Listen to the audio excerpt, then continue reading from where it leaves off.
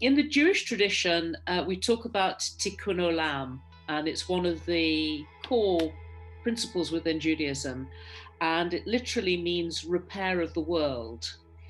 And of course, because Judaism has evolved over many years, there are all sorts of different interpretations what this actually means. But within the progressive part of Judaism, which is where I exist, we see that as being really the aspiration to behave and act constructively and beneficially, and that we consider ourselves as bearing responsibility for moral, spiritual, and the welfare of society at large. And this, again, within the progressive tradition, we reflect on it a lot as underpinning our focus on the environment and also social justice, which I think has popped up this evening as well. So the two things are very strongly connected. Again, being part of the progressive synagogue, I've actually found a prayer or a poem that was written more recently, and that's one of the things that's very nice, as we tend to constantly evolve the writings and reflections.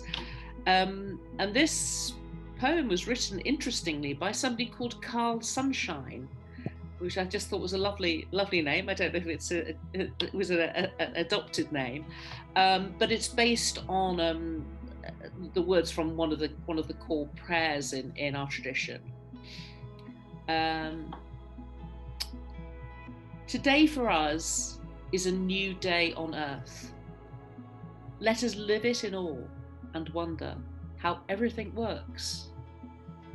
Should the trees cease to grow, should the sun cease to glow, should our hearts cease to beat, we thank you again and again that our world is complete. I can think, I can breathe, I can hope, I can sneeze, I can laugh, I can cry, I can pray, for the wonder each day, for the strength come what may, for the power to say, blessed are you, God, who has formed humanity with wisdom and commanded us to be stewards of the earth. And the other prayers that I'd just like to refer to, these may be familiar to some of you.